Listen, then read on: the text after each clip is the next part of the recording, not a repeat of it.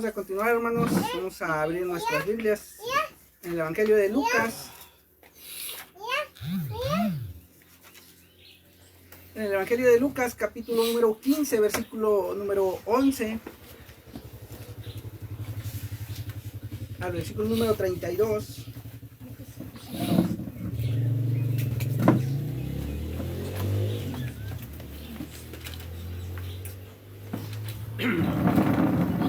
Lucas capítulo número 15, versículos del 11 al 32.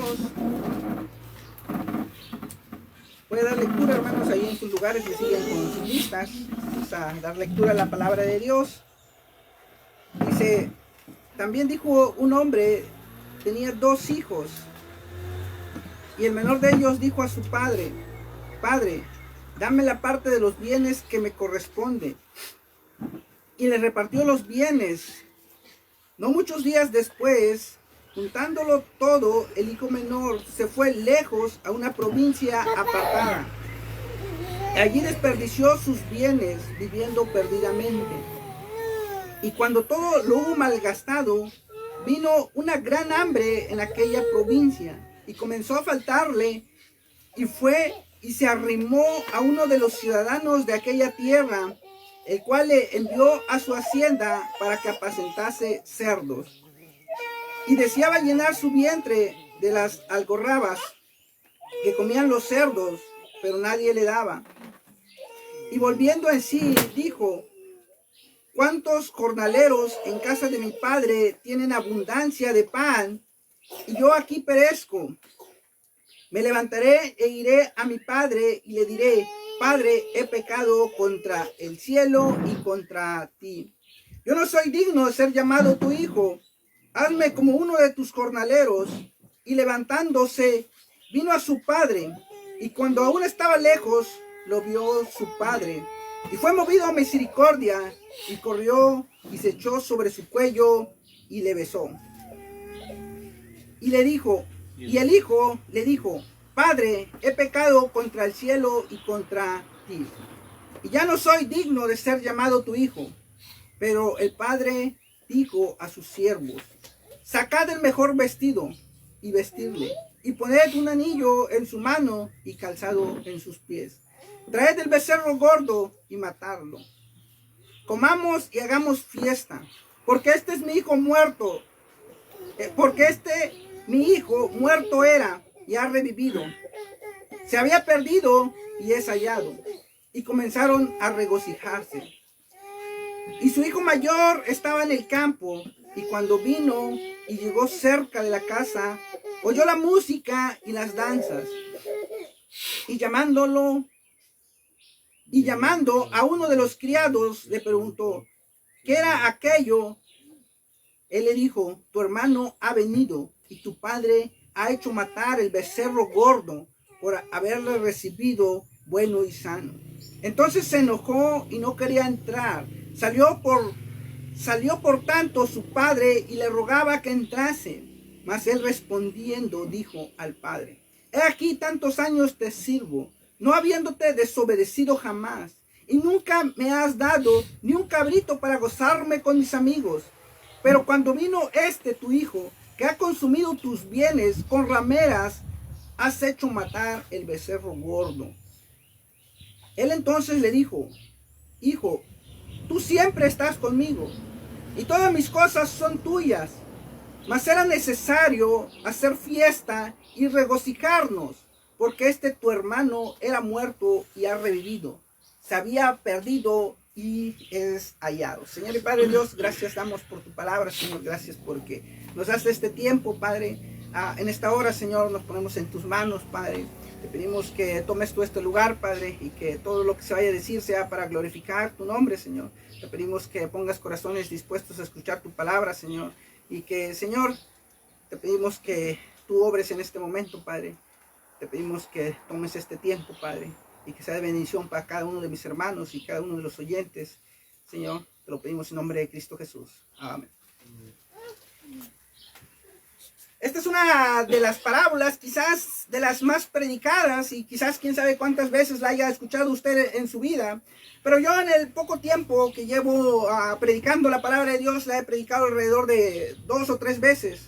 La parábola del hijo pródigo. Tiene un título en la parte posterior de su Biblia, en la parte de arriba del versículo número 11, dice el hijo pródigo. Sin embargo, recuerden que no siempre la Biblia ha sido como nosotros la tenemos hoy en nuestros días, que tiene capítulo y versículo. Entonces encontramos un título que está arriba y encontramos que esta es una parábola. ¿Por qué? Porque nos habla de 3 personajes y no encontramos ningún nombre en ellos.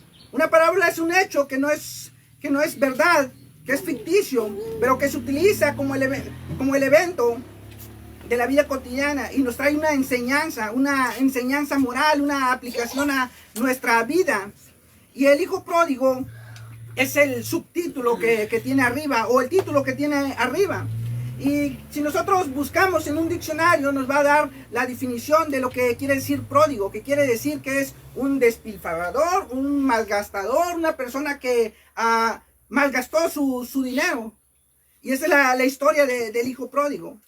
Y encontramos a estos 3 personajes, al padre, al hijo mayor y al hijo menor.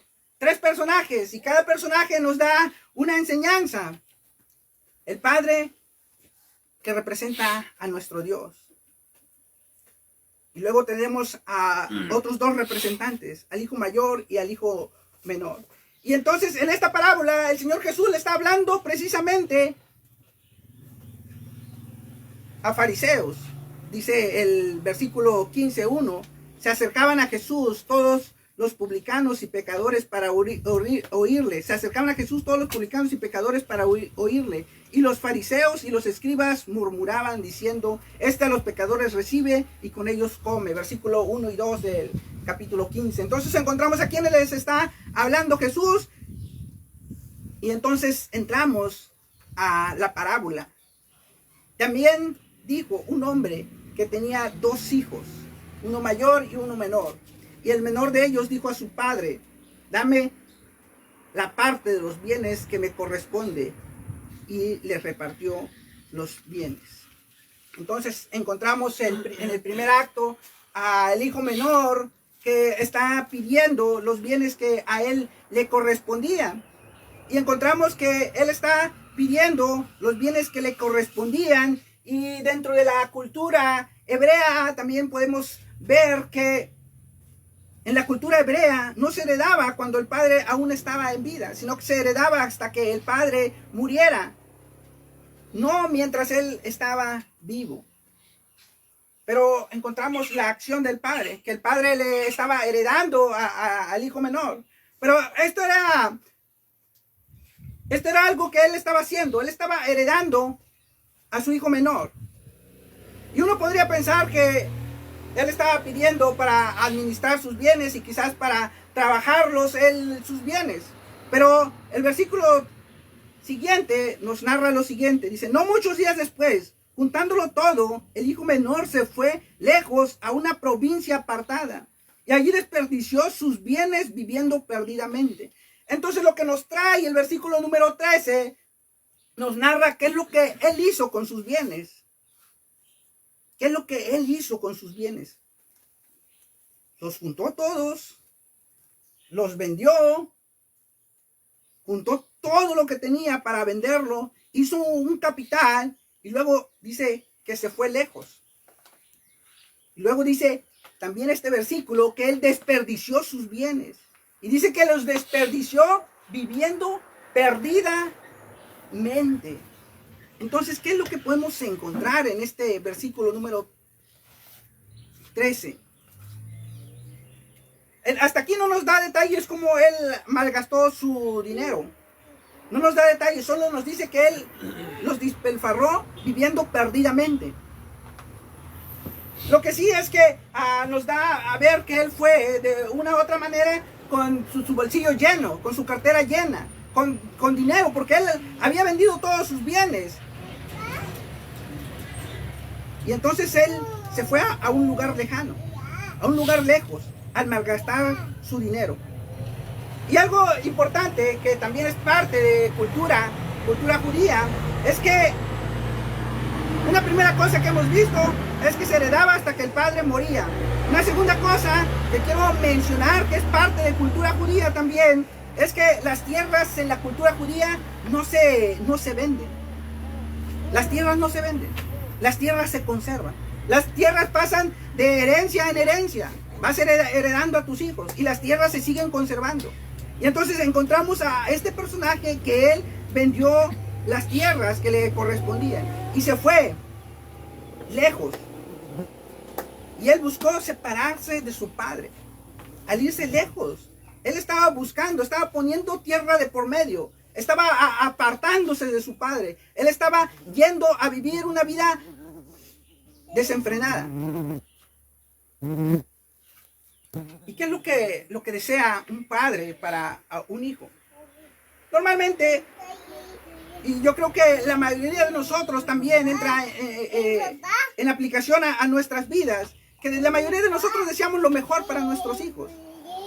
Queremos lo mejor para nuestros hijos. Queremos que tengan una vida correcta, una vida apegada a la palabra de Dios, que respeten la palabra de Dios y que también respeten a sus padres.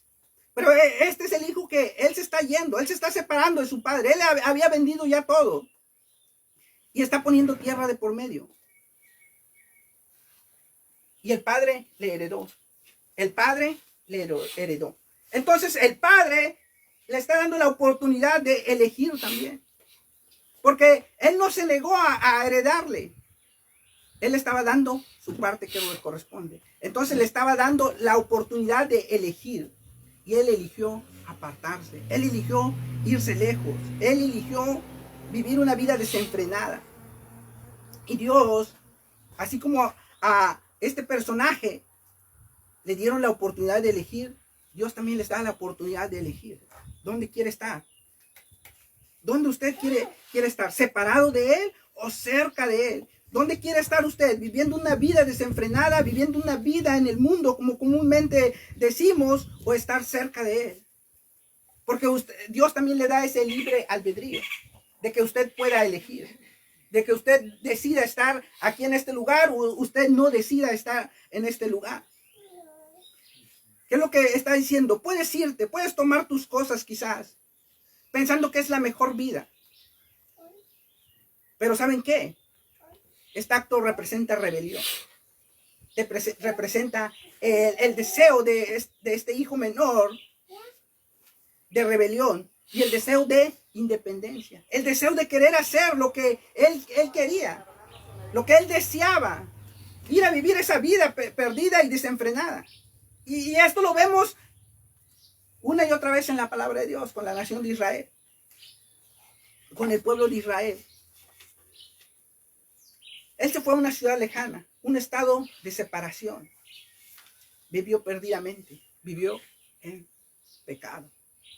Versículo 14, consecuencias de esta vida. Dios te deja vivir la vida que tú desees, pero esa vida también trae consecuencias. Versículo número 14, dice la palabra de Dios. Y cuando todo lo hubo malgastado, vino una gran hambre en aquella provincia y comenzó a faltarle. Dice la Biblia que hubo una gran hambre y comenzó a faltarle. ¿Por qué? Primero, él fue a este lugar y tenía los bolsillos llenos, tenía su cartera llena, tenía dinero. Y cuando una persona tiene dinero, obviamente va a encajar en cualquier parte, porque tienes dinero. Pero una vez que ya no tienes dinero, ya no eres igual de bonito, ya no eres igual de aceptable en todas las partes donde antes eras aceptado. Ahora ya eres pobre, ya no te miran de una manera igual. Y este era el caso que estaba viviendo este personaje del hijo menor, del hijo pródigo. Este era el caso de que estaba viviendo la consecuencia de haber malgastado su dinero. Estaba viviendo la consecuencia de haber separado, de haber puesto tierra de por medio entre él y el padre. Y él estaba viviendo la consecuencia. Él estaba viviendo la consecuencia del pecado, de esa vida que había llevado hasta ese momento. Pero ¿saben qué? Él en el versículo 14 está enfrentando estas circunstancias. ¿Y qué es lo que representa esto? Representa una bancarrota espiritual. La situación en la que él se encontraba. Una situación que él estaba distanciado del Padre. Y eso es lo que hacen los placeres de este mundo. Una vez que se agotan, llegas a una necesidad espiritual. A una necesidad de que necesitas a Dios. Necesitas a tu Padre. Y este era el caso de este personaje. Y ahora, yendo a Lucas 15, dice lo siguiente. 15. Y fue y se arrimó a uno de los ciudadanos de aquella tierra, el cual le envió a su hacienda para apacentar cerdos. Ok, él ya había caído en bancarrota espiritual. Él ya había tocado fondo, si usted lo quiere ver de esta manera. Pero en el versículo número 15 nos dice el trabajo que él halló. Cuidar cerdos. ¿Saben qué representa un cerdo para un judío? Lo más bajo para un judío es cuidar cerdos. Quiero que vayamos a Levíticos. Levíticos capítulo 11. Levíticos capítulo 11 dice lo siguiente. Versículos del 2 al 8 dice lo siguiente. Hablad a los hijos de Israel y decirles esto. Son los animales que comeréis entre todos los animales que haya sobre la tierra.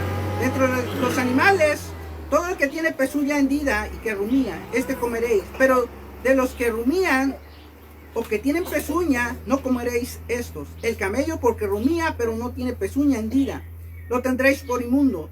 También el conejo porque rumía, pero no tiene pezuña, lo tendréis por inmundo. Asimismo la liebre porque rumía, pero no tiene pezuña, la tendréis por inmunda. Versículo 7. También el cerdo porque tiene pezuñas y es de pezuña hendida, pero no rumía, lo tendréis por inmundo.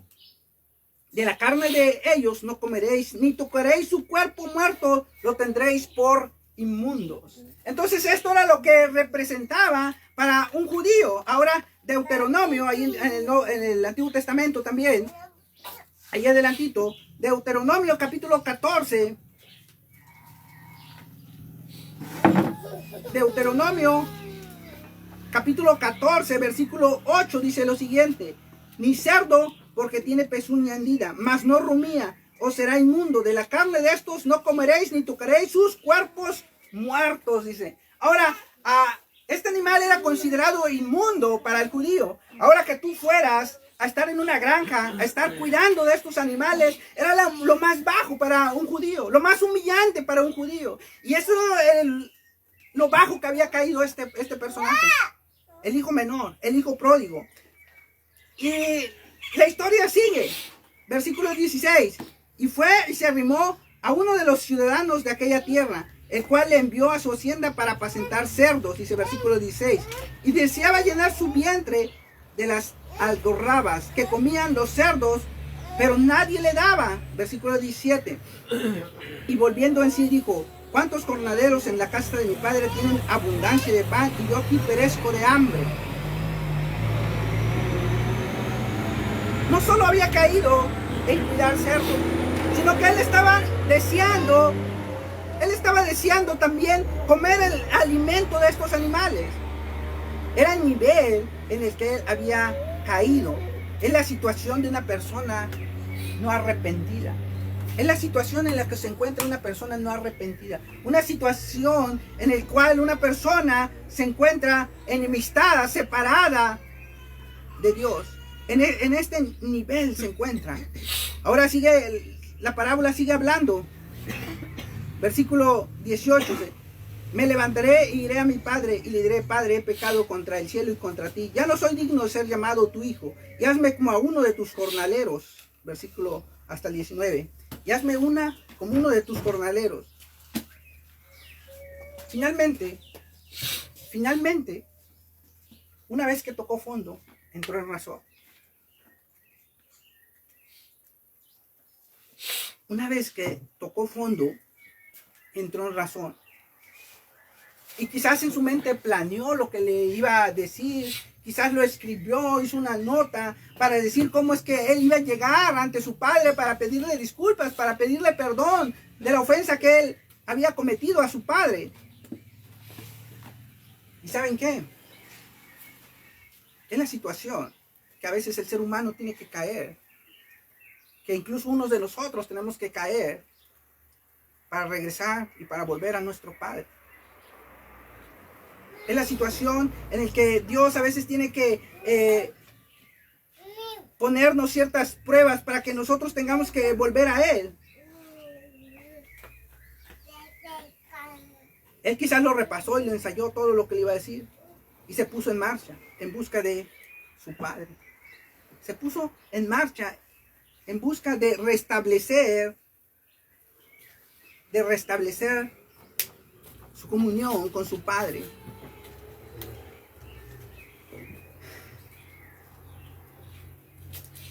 ¿Y qué es lo que vemos aquí? Vemos a tres personajes: al padre, al hijo menor del que estábamos hablando, pero también tiene un hermano, el hijo mayor. Dice versículo 19: yo no soy digno de ser llamado tu hijo, y hazme como uno de tus jornaleros. Y levantándose vino a su padre, y cuando uno estaba lejos lo vio su padre, y fue movido a misericordia, y corrió y se echó sobre su cuello y le besó. Hay un tercer personaje que nos habla también la parábola, y es el hijo mayor, el que se había quedado, el que había estado allí con el padre, y el que se sentía que tiene los derechos, el que se sentía que nunca había salido de la casa, el que decía que nunca le habían dado un cabrito para festejar con sus amigos. Había un tercer personaje. Pero ahora estamos viendo que el hijo menor está regresando. Se ha arrepentido. Y está regresando al padre. Y encontramos tres tipos también de esclavos. El que tiene los derechos de la casa, pero no tiene paga. Ahí vive, pero no tiene paga. Tiene ciertos privilegios porque vive en la casa y no tiene paga. Tiene privilegios de los miembros de la casa, pero él no tiene paga. Después tenemos a otro que está en un segundo escalón. Trabaja por paga. No tiene los mismos derechos que el primero, pero él sí tiene paga. Y ahí vive también en el hogar. Pero tenemos a un tercer esclavo que está en un nivel más bajo. Él trabaja, pero llega todos los días por la mañana. Y todos los días por la tarde se va. Un tercer esclavo. Y no hay ningún compromiso entre el patrón y el esclavo. Y entonces, el hijo pródigo, lo que él está diciendo, que le traten como a este tercer esclavo, con el cual no hay compromiso. Pero nosotros, en esta parábola, encontramos también, versículo 20, y levantándose vino a su padre, y cuando aún estaba lejos, lo vio su padre, y fue movido a misericordia. ¿Qué es lo que encontramos? Que el padre constantemente lo estaba esperando. El padre constantemente lo estaba esperando. El padre. Pero su hermano, el mayor, este hermano mayor, él no quería que su hermano fuera tratado como el primer esclavo que leímos. O como un hijo, como un miembro de la casa. Él no quería que fuera tratado así. Quizás él lo hubiese aceptado y él hubiese estado de acuerdo si hubiese sido tratado como el tercer esclavo. El que no tiene derechos. El que no tiene derecho de nada.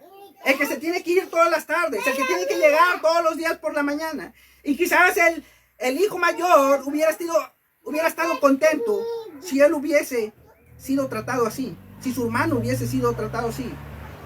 Pero el padre representa a Dios. El padre representa un padre amoroso. El padre representa el que quiere lo mejor para sus hijos. Lucas 20 al 24 dice lo siguiente: Levantándose vino a su padre, y cuando aún estaba lejos, lo vio su padre, y fue movido a misericordia, y corrió, y se echó sobre su cuello, y le besó. Y el hijo le dijo: Padre, he pecado contra el cielo y contra ti, y ya no soy digno de ser llamado tu hijo. Pero el padre dijo a sus siervos: Sacad el mejor vestido y vestirle, y poned un anillo en su mano y calzado en sus pies, y traed el becerro gordo y matarlo, y comamos y hagamos fiesta, porque este es mi hijo muerto. Muerto era y ha revivido. Se había perdido y es hallado. Y comenzaron a regocijarse. El padre, como les decía, el padre era el que estaba esperando todos los días a su hijo, quizás en la azotea, quizás en su balcón, quizás en el lugar más alto de su casa. Él salía a ver si el hijo se había arrepentido y el hijo venía a él, si el hijo venía a buscarlo. Y encontramos que sí, su hijo estaba arrepentido. El hijo, una vez que tocó fondo, decidió regresar a su padre y pedirle perdón, y decidir que él se había equivocado, que él había elegido el camino incorrecto. Él decidió regresar a su padre. Y el padre lo estaba esperando. El padre lo estaba esperando con esa paciencia. El padre lo estaba esperando con ese amor. El padre lo estaba esperando, porque el padre es un padre amoroso. El padre es un padre lleno de amor y de bondad en su máxima expresión. El padre es Dios. Y fue recibido como él no se lo merecía. Y fue recibido como él no se lo merecía, porque él había actuado de una mala manera. Pero el reino de Dios, y estas parábolas hablan del reino de Dios. El reino de Dios no es para el que se lo merece. Porque si hablamos de merecer, usted y yo no merecemos entrar al reino de Dios. Usted y yo nos hemos equivocado infinidad de veces. Porque no hay nadie perfecto. No hay nadie en este mundo que merezca entrar al reino de Dios. Y este personaje fue recibido como él no se lo merecía. Fue recibido como él tampoco se lo esperaba. ¿Y qué es lo que nos trae esto, mis hermanos? Cada que usted se equivoca, cada que usted comete un error, el Padre lo está esperando de esa misma manera. El Padre está esperando que usted se arrepienta. El Padre está esperando que usted no odie a nadie. El Padre está esperando que usted ame a su hermano. El Padre está esperando que usted ame a su vecino. El Padre está esperando que usted haga las paces con cualquier persona que usted esté enemistado. El Padre lo está esperando de esa manera. ¿Por qué? Porque el Padre vio al hijo pródigo. Vio a ese hijo que se había equivocado. ¿Y qué dice la escritura del versículo 20 a 24? Dice cómo lo recibió. Venía quizás con la ropa no adecuada. Pero ¿qué hizo el padre? Lo vistió. Le sacó la mejor túnica, le sacó el mejor vestido. Y eso nos trae a recuerdo a José. Recuerden a José, José el soñador. Los niños ven seguido esta historia, José el soñador, y la han visto quizás varias ocasiones. ¿Y cómo fue vestido José? Con una túnica de colores que representaba que él era un hijo amado, un hijo consentido. Y eso es para ustedes. Eso es para usted, mi hermano. Eso es usted para el Padre. Usted es un hijo consentido. Usted es un hijo amado. Usted es un hijo que el Padre lo está esperando para arroparlo, para apapacharlo. En el momento que usted se arrepienta. En el momento que usted decida venir a Él y aceptar su error.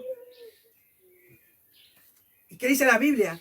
Que le puso un anillo en su mano, en señal de pacto. Le puso un anillo en su mano, en señal de lo que es nuestro Dios. Nuestro Dios es un Dios de pacto, es un Dios que cumple su palabra, es un Dios veraz también, es un Dios fiel, y Él cumple su palabra. Lo calzó, le mandó a matar el becerro más gordo, y es su fiesta para regocijarse, porque era un hijo muerto que había vuelto a la vida para él. Pero esto no termina ahí, mi hermano. Porque todos en algún momento hemos estado apartados del camino. Y aquí estaban los fariseos, que se creían tan justos, que se creían todos justos. Lucas 15, versículo 1 y 2, lo leímos. Ahí estaban los fariseos. Y también nos habla de una tercera persona. Un hijo mayor. Un hijo mayor. Un hijo mayor que se sentía justo. Que se sentía justo.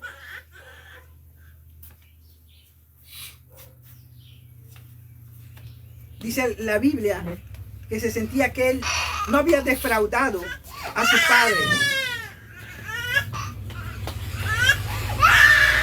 Versículo 25 dice lo siguiente. Y su hijo mayor estaba en el campo, y cuando vino y llegó cerca de la casa, oyó la música y la danza, y las danzas. Y llamando a uno de los criados le preguntó qué era aquello. Él le dijo, tu hermano ha venido, y tu padre ha hecho matar el becerro gordo, por haberle recibido bueno y sano. Entonces se enojó y no quería entrar. Salió por tanto su padre y le rogaba que entrase. Mas él respondiendo dijo, Padre, he aquí tantos años te sirvo, no habiendo desobedecido jamás, dice, no habiendo desobedecido jamás, y nunca me has dado ni un cabrito para gozarme con mis amigos. Este era el hijo mayor. Este era el hijo mayor. Y este era un tipo algo así como los fariseos. La Biblia nos enseña cómo oraban los fariseos. La Biblia nos enseña cómo actuaban, que se sentían los más justos, los más rectos, los que nunca quebrantaban la ley. Y aquí tenemos al hijo mayor, que está diciendo que él nunca había desobedecido. Él estaba allí, él siempre había estado allí. Él siempre había estado allí, pero lo encontramos sintiéndose el más justo. Y encontramos que ni siquiera se acercó, simplemente le habló a un criado para informarse de lo que sucedía. Salió el padre y intentó convencerlo de que entrara. ¿Para qué? Para que el gozo del padre fuera cumplido, para que el gozo del padre fuera completado teniendo a sus dos hijos. Pero no, él se rehusó. Él quiso quedarse afuera. Y esto nos trae una representación del reino de Dios. Porque es necesario que las personas se arrepientan. Es necesario que vengan a Dios, que le reconozcan. Él ni siquiera se acercó. Él no escuchó la historia de su hermano. Él no escuchó el testimonio de su hermano. Él no escuchó el arrepentimiento de su hermano. Él mismo llegó a su propia conclusión. Y así nos encontramos muchos de nosotros, llegando a nuestras propias conclusiones, no pudiendo perdonar en ocasiones. ¿Por qué? Porque nosotros nos hemos hecho de nuestra propia conclusión, convencidos de lo que su corazón o de lo que nuestro corazón piensa. Él estaba interesado no en el perdón, él estaba interesado en las consecuencias del acto que había cometido su hermano. Él no estaba interesado en perdonar. Él estaba interesado en las consecuencias de la acción. Y déjame decirle que así somos la mayoría de nosotros. Así somos la mayoría. Nosotros no estamos interesados en el perdón o en el restablecimiento o en la unión de nuestros hermanos. Nosotros estamos interesados muchas de las veces en las consecuencias de la falta cometida de nuestro hermano. Y esta era la forma en que el hijo mayor estaba viendo a su hermano. Él quería ver las consecuencias, él quería ver el castigo. Y déjeme decirle que por eso hay muchas personas allá afuera que no vienen a Dios. Por ese resentimiento. Porque ellos quieren ver el castigo de Dios sobre esas personas. Ellos no están interesados en la misericordia. Ellos no están interesados en que Dios perdone a esas personas. Ellos están interesados en el castigo que Dios va a traer para esas personas. Para esas personas que han actuado mal. Pero ¿qué sucede cuando un criminal, cuando una persona viene a Cristo? La mayoría de las personas quieren que esa persona inmediatamente pague por todas sus faltas. Y ese odio, ese resentimiento, ese deseo es lo que les aparta de Dios. El deseo de justicia, el deseo de su propia justicia. Es lo que hay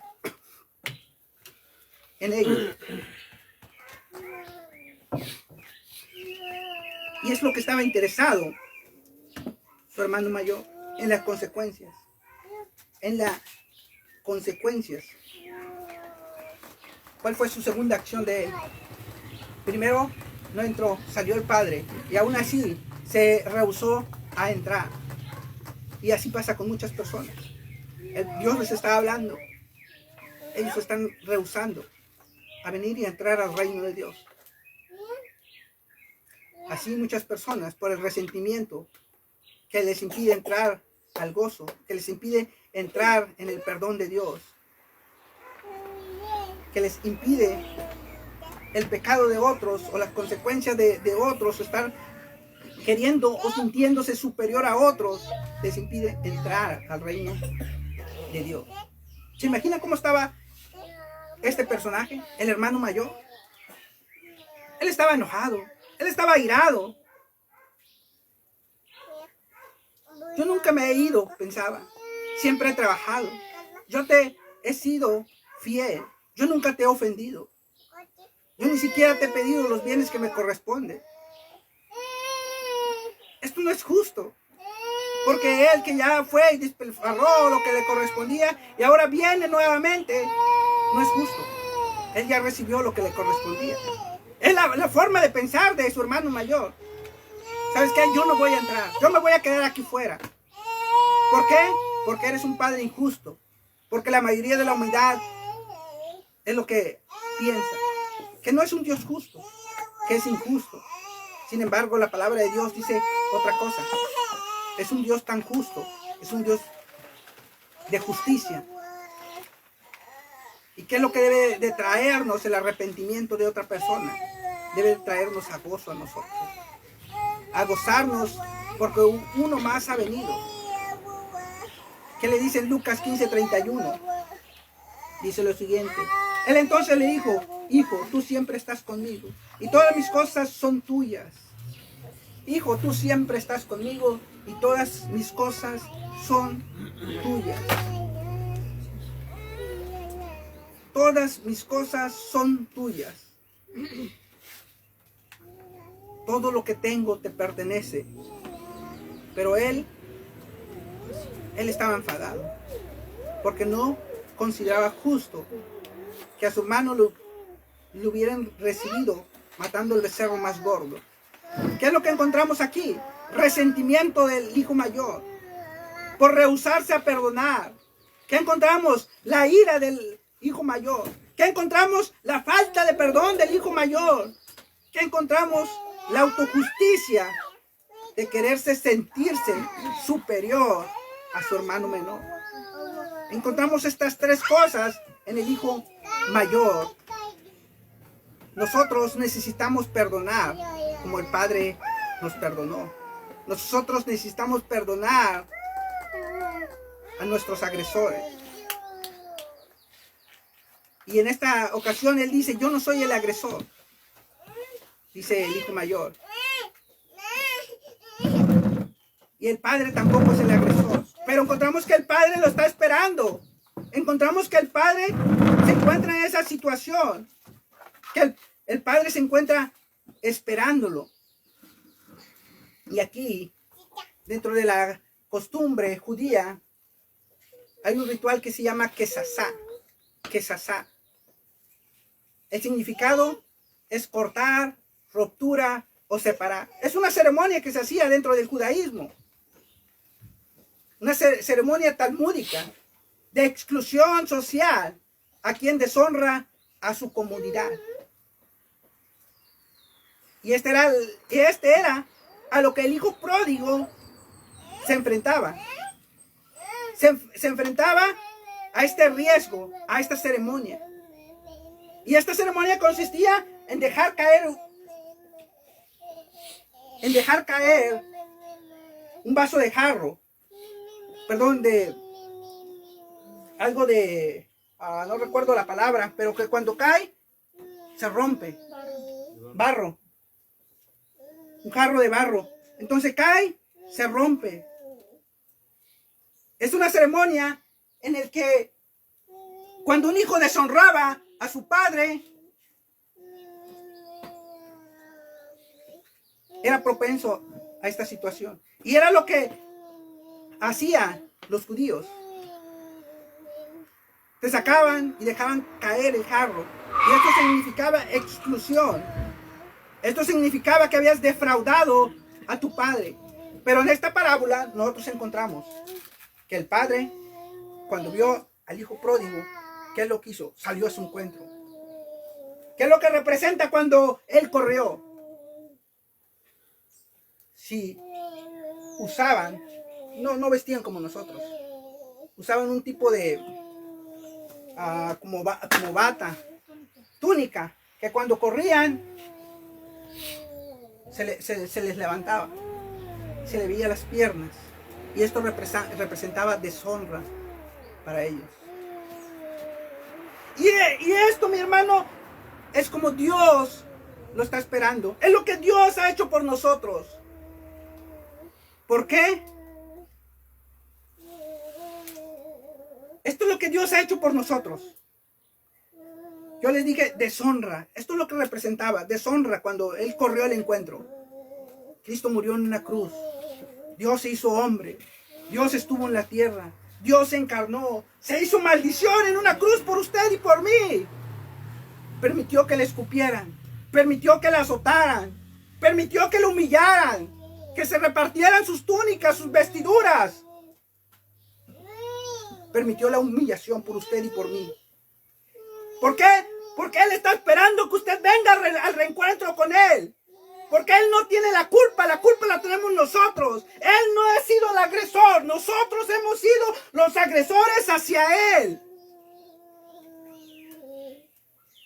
Dios está esperando que usted venga al encuentro. Dios está esperando que usted perdone a su hermano, como Él nos ha enseñado a perdonar. Porque Él se humilló, cosa que para una persona es más grande su orgullo que el humillarse y decirle, perdóname. ¿Por qué? Porque esto es lo que hizo Dios cuando Él no tenía que hacerlo. Él no tenía que buscar la paz. Él no tenía que buscar este restablecimiento entre Él y nosotros. Porque Él no era el agresor, nosotros éramos los agresores. Nosotros somos los agresores y nosotros vamos a seguir siendo los agresores. Dios es lo que está esperando, mi hermano. Que usted vaya al encuentro con Él. Que usted se ponga a cuentas con Él. Y esta ceremonia era a la que el hijo estaba propenso. Pero el padre no lo recibió como él se lo merecía. ¿Por qué? Porque es un padre de amor. Porque es un padre que le ama. Y ese es nuestro padre que nosotros tenemos. Porque si ciertamente el hijo mayor, vimos lo que él sentía cuando el hijo menor se arrepintió. Pero vemos a un padre amoroso, a un padre que nos está esperando, a un padre que está siendo paciente, a un padre que no ha consumido este universo. ¿Por qué? Porque está siendo paciente para que todos procedan al arrepentimiento. Dice versículo siguiente, versículo 31, 32. Mas era necesario hacer fiesta y regocijarnos, porque este tu hermano era muerto y ha revivido. Se había perdido y es hallado. Es necesario. Usted puede ponerse a cuentas con Dios. Usted puede ponerse a cuentas con Dios y puede decirle, Padre, he pecado contra ti. Padre, yo no soy digno de tu amor. Padre, te he fallado. Usted puede arrepentirse como el hijo pródigo lo hizo. Porque Hechos 3:19 dice, arrepentíos y convertíos. Dice, arrepentíos y convertíos. Lucas 15:32, es necesario hacer fiesta para que este hijo que estaba muerto ha revivido. Tu hermano ha vuelto. El padre se deshizo en amor. El padre se deshace en amor por nosotros. ¿Por qué? ¿Qué les dije? El hijo pródigo, la definición, el título que tiene arriba significa que él despilfarró, que él malgastó. ¿Y saben qué es lo que ha hecho Dios con nosotros? Dios ha despilfarrado amor, pero en esa cruz, por usted y por mí, para que todos nosotros vengamos al arrepentimiento, para que todos nosotros podamos ser perdonados de nuestros pecados, para que nosotros nos reconciliemos, pongámonos a cuentas con nuestro Dios. Vengamos y digamos: Padre, te doy gracias porque has sido bueno y nos has dado este tiempo. Padre, te doy gracias porque me has perdonado, porque te sigo fallando, Padre. Porque día a día te sigo fallando, Padre. Te doy gracias porque nos traes esta enseñanza, Padre. Porque nos traes esta enseñanza y nos haces ver cuánto amor tienes tú para tu pueblo, Señor. Cuánto amor tienes tú para tus hijos, Padre. Que mandaste a tu Hijo